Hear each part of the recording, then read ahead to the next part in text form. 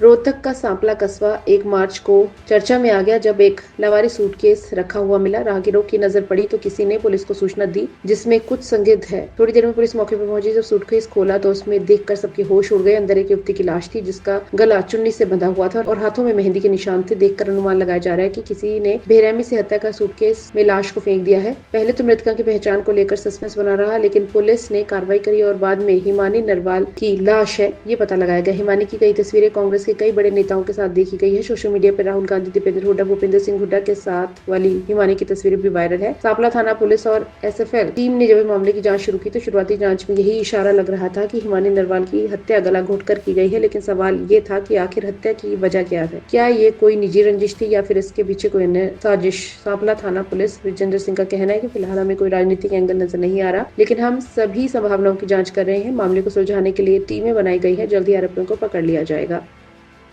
ध्यान देते सिर्फ इलेक्शन के पीछे और सिर्फ यही इलेक्शन और पार्टी मेरी बेटी की जान लेगी, क्योंकि उसकी दुश्मनी उसी के कारण बनी है।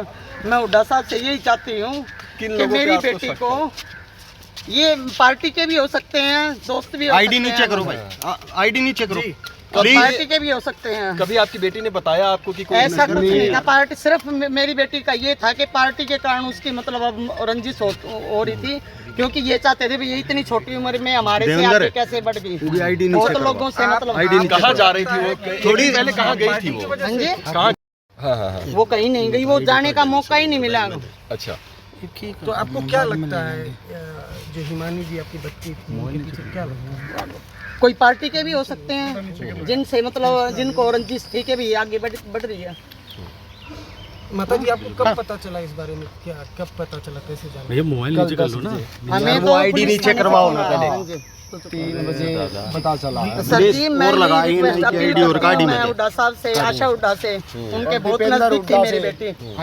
कि मेरी बेटी को मतलब न्याय नहीं मिलेगा तो मैं अपनी बेटी का संस्कार नहीं करेंगे। मुझे न्याय मिलना चाहिए, क्योंकि मेरी बेटी ने मतलब अपनी जवानी, अपनी पढ़ाई, मेरी बेटी ने कोई पारिवारिक रंजिश भी थी क्या? क्योंकि आपके एक बेटे की भी रंजिश वो फिलहाल उसकी कोई वो नहीं थी। हमें वैसे डर के हम रहते थे, इस बात कारण ही मैं अपने बेटे को बीएसएफ कैंप लेके गई यहाँ से, भाई मेरा बेटा मतलब किसी के उसमें ना पड़े। भाई पिछली बार अरे मेरे बड़े बेटे को मतलब जब मार दिया था, जब भी हमारे को इंसाफ नहीं मिला, जब भी इंसाफ नहीं मिला, मैं तो अपने को इसकी जान बचाने के लिए यहाँ से बीएसएफ कैंप लेके गई थी। भाई मेरा बेटा इसके पापा की जगह सर्विस लग जाएगा, यहाँ की मतलब उससे बच जाएगा।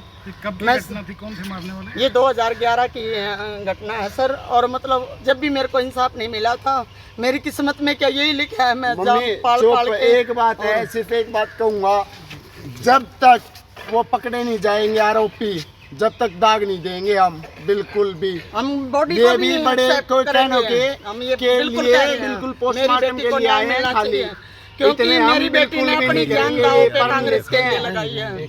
अब भी छुप के रह रही थी वो घर में, कभी किसी पार्टी का फोन आता, कभी किसी का। वो इन इलेक्शनों में किसी के साथ नहीं गई, वो घर पे सोती थी सारा दिन। मेरे को हर एक्टिविटी और राहुल गांधी के साथ कोई भी मेरे घर पे आता था। आपके साथ रहती थी या आपसे? हाँ, रोहतक हमारा डर था क्या? उस बात के लिए नहीं, मतलब जैसे पार्टी में उसका मन ऐसा, ये इलेक्शन के बाद ऐसा हट गया था कि भैया वो किसी पार्टी के साथ कह रही थी मैंने जॉब करनी है, मैंने मतलब मैं पार्टी में मतलब ज्यादा नहीं जाऊंगी।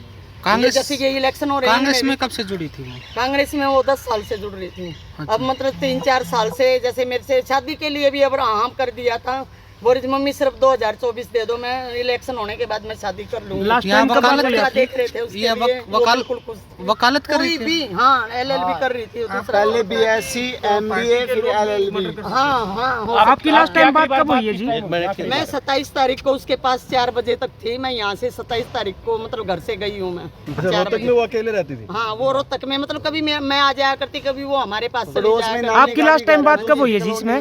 28 तारीख को आपकी बात हुई उनसे? 28 तारीख को नहीं हुई है, हमारी बात हुई है 27 तारीख रात तक। मैं घर पहुंची हूँ 9 बजे, 9:30 बजे तक आखिरी। 28 दीपेंद्र सिंह का प्रोग्राम था, हुड्डा सर का।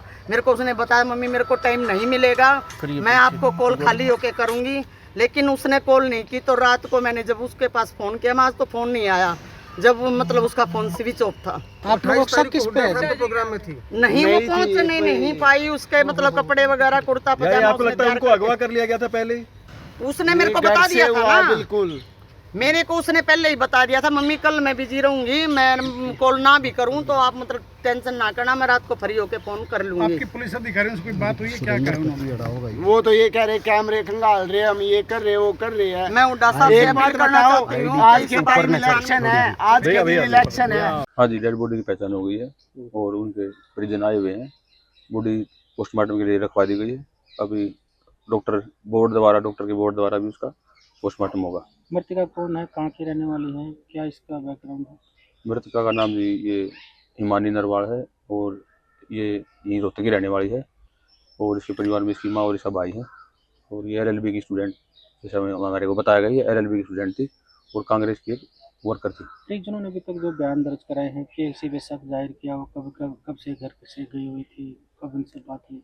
नहीं, लास्ट टाइम जो घर वाले जब इसके साथ थे तो वे घर पे ही थी। उसके बाद इसकी माँ दूसरी जगह पे भी 2 जगह रह रहे थे तो माता वहाँ चली गई थी। तो लास्ट टाइम ये 2 दिन पहले घर पे ही थी। हाँ। तो परिजनों ने कुछ बताया किसी पे शक जाहिर किया हुआ, क्यों, किस वजह से? अभी परिजन सदमे में है, वो एकदम से कुछ ज़्यादा बता नहीं पाए हैं, लेकिन मुकदमे में जो भी तथ्य मिले हैं उनके आधार पर इन्वेस्टिगेशन जारी है और अगर किसी का भी इस तरीके की कोई भी चीज़ सामने आती है तो उस पर नियमानुसार कार्रवाई की जाएगी। उसकी माता ने, परिजनों ने जो बताया है कि भाई पोस्टमार्टम जब कराएंगे जब कोई आरोपी गिरफ्तार होगा इस मामले में। नहीं, ऐसा तो कुछ नहीं है।